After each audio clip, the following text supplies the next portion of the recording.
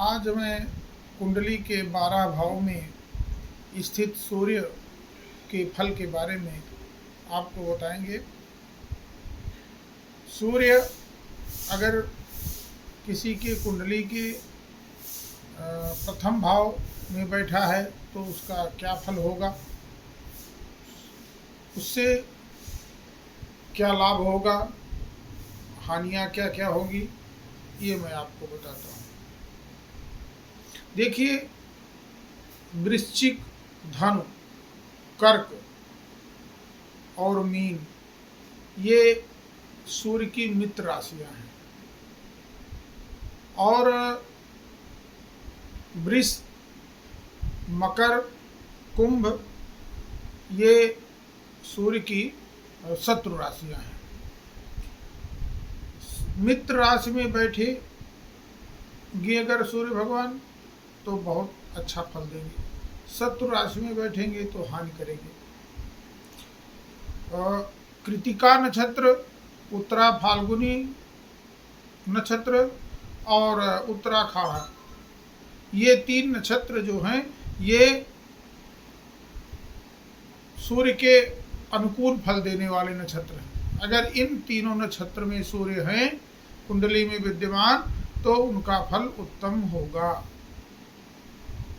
मेष राशि में 30 अंश तक सूर्य उच्च के होते हैं और तुला राशि में, जिस राशि में उच्च के होते हैं उससे 7वें हानि का हमने पिछली वीडियो में बताया था। तो तुला में 30 अंश तक हानि के नीच के होते हैं, तो उच्च के होंगे तो अच्छा फल देंगे और नीच के होंगे तो हानि करेंगे। तो इस तरह से देखना चाहिए कि सूर्य कहाँ कहाँ किस किस राशि में बैठे हैं और भाव के अनुसार कैसा फल वो दे रहे हैं। अगर अनुकूल राशि में होंगे तो अनुकूल फल मिलेगा, प्रतिकूल राशि में होंगे तो प्रतिकूल फल मिलेगा।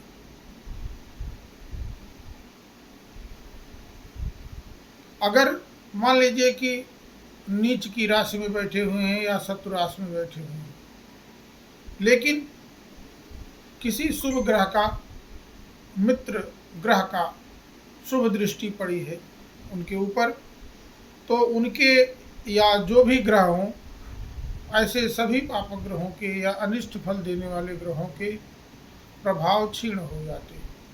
वो अपना स्वभाव तो नहीं बदलता, लेकिन उसकी अनिष्टकारक क्षमता कम हो जाती है।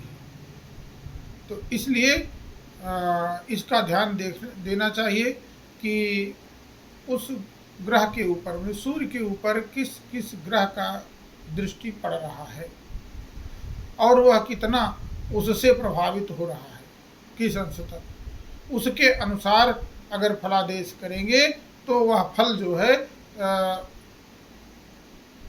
बिल्कुल सटीक निकलेगा। अगर प्रथम भाव में सूर्य विराजमान है तो सूर्य अग्निकारक है, उनकी ज्वालाएं धधकती रहती हैं।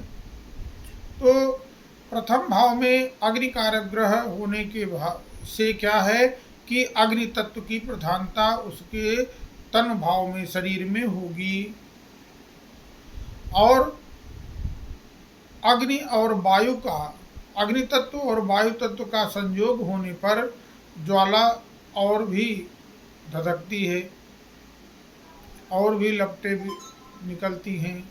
तो इसलिए अग्नि और वायु तत्व के संयोग से शरीर में पित्त का आधिक्य होगा, उसके शरीर में पित्त और वात रोग, 2 रोगों का प्रभाव बढ़ेगा। और सूर्य के द्वारा आत्मकारक ग्रह होने के कारण ये सीधे आमाशय पर अपना प्रभाव दिखाता है, जहाँ पर भोजन पचता है। तो आमाशय पर इसकी दृष्टि होने के कारण ये जो है उस तरह का प्रभाव शरीर पर डालता है।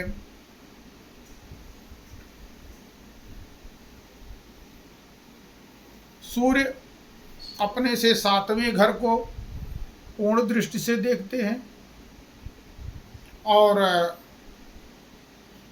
चौथे 8वें को इनका पौना दृष्टि होता है और 5वें 9वें को, 5वें अपने से जहाँ बैठे रहते हैं उससे 5वें घर को और 9वें घर को, 9 पंचम को आधी दृष्टि से देखते हैं। तीसरे और 10वें को चौथाई दृष्टि से देखते हैं।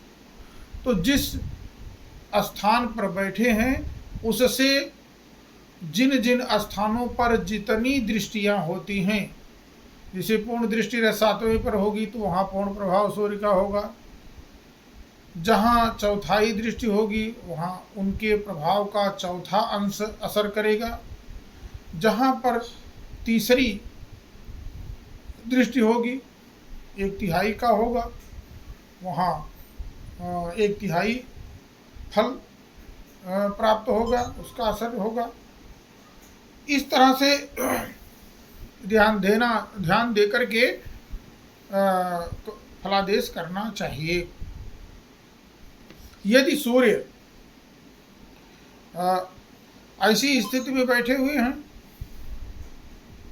और प्रथम भाव के उसके आत्मकारक ग्रह होकर के आत्मा के ऊपर कंट्रोल कर रहे हैं, अग्नि तत्व प्रधान होने के कारण उसमें क्रोध की स्थितियां बनेंगी।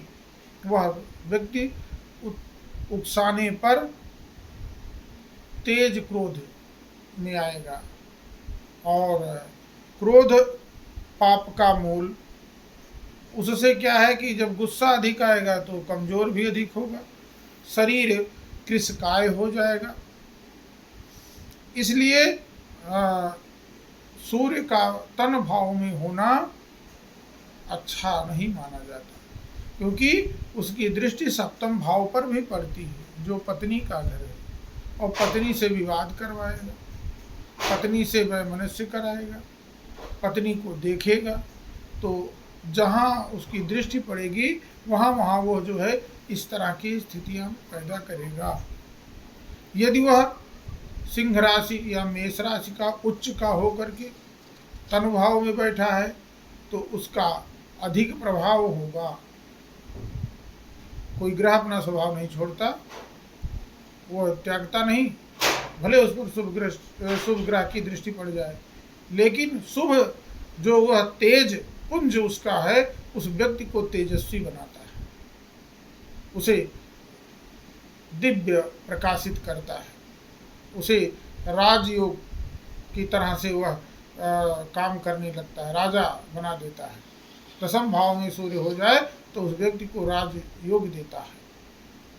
3 भाव में हो जाए सूर्य तो महापराक्रमी बनाता है, विजय दिलाता है और उसके तेज से शत्रु का समन होता है। लेकिन 2 भाव में अगर हो गया तो फिर समस्या कारक है, स्त्री से कलह कराएगा। सूर्य आँखों की बीमारी देता है, चंद्रमा मनस हो जाता, सूर्यो चक्षु अजायता। ऋग्वेद के पुरुष सूक्त में कहा गया है कि सूर्य चक्षु अजायता, भगवान के विराट पुरुष के आँखों से सूर्य उत्पन्न हुआ है और सूर्य ही विराट पुरुष के नेत्र हैं। तो वो क्या करते हैं, 2 भाव में बैठ कर के नेत्र की बीमारी देते हैं और सूर्य को परिवार में कलह उत्पन्न करता है। इसलिए 2 भाव का सूर्य अच्छा नहीं होता और तेज तत्व का उसका सीधा संबंध होता है, जिसके कारण वह धन संचय में भी दिक्कत पैदा करता है।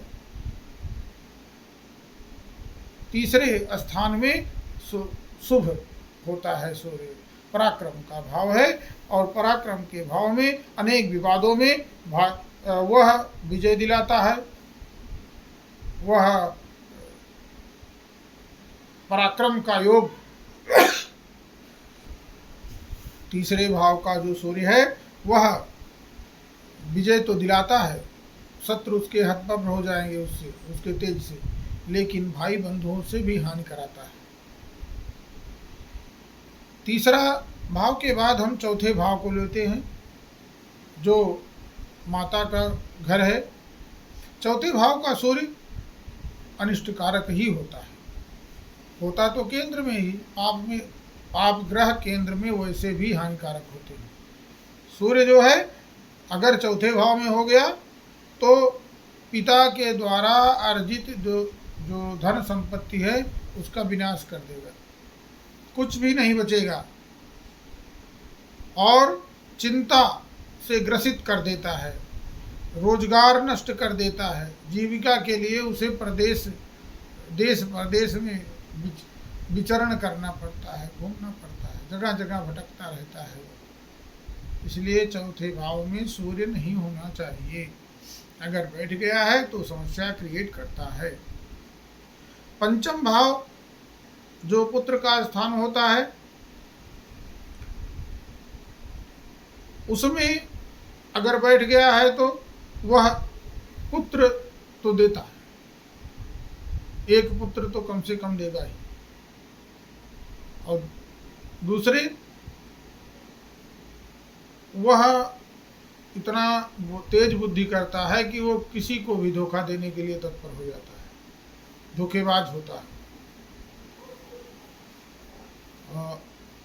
लेकिन उसे पेट की बीमारी भी देता है और बड़े पुत्र से हानि भी करवाता है। बड़ा पुत्र उसका पैदा होकर के मर जाता है, दूसरा उसका जीवित रहेगा। इस तरह से सूर्य का योग होता है।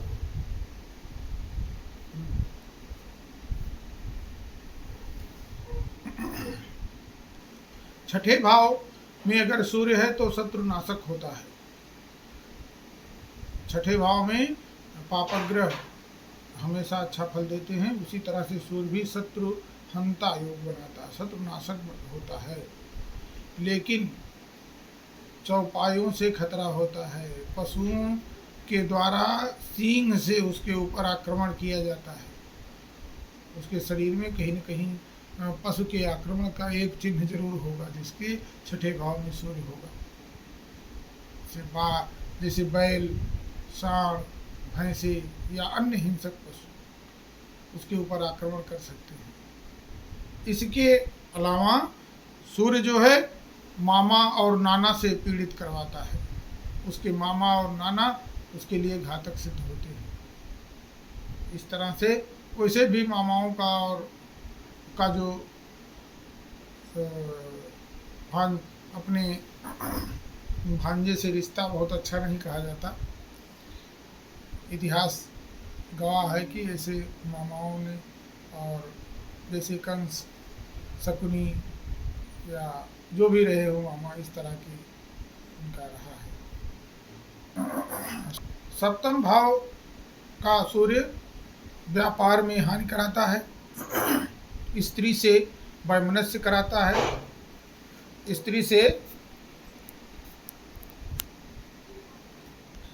से झगड़ा कराएगा, दूरियां बनाएगा, और अनेक प्रकार की व्याधि उत्पन्न करता है। वैसे भी सूर्य का परिवार बहुत अच्छा नहीं रहा, अपने परिवार में ही उनकी खलमंडल रही है। स्त्रियों से भी अपने, चाहे छाया हो, स्त्री से भी नहीं पति, पुत्र, सूर्य भी, यम भी, सब पूरा परिवार बिखर गया। तो शारीरिक मानसिक व्याधि उत्पन्न करता है। इसलिए सप्तम भाव का सूर्य अच्छा नहीं होता। अष्टम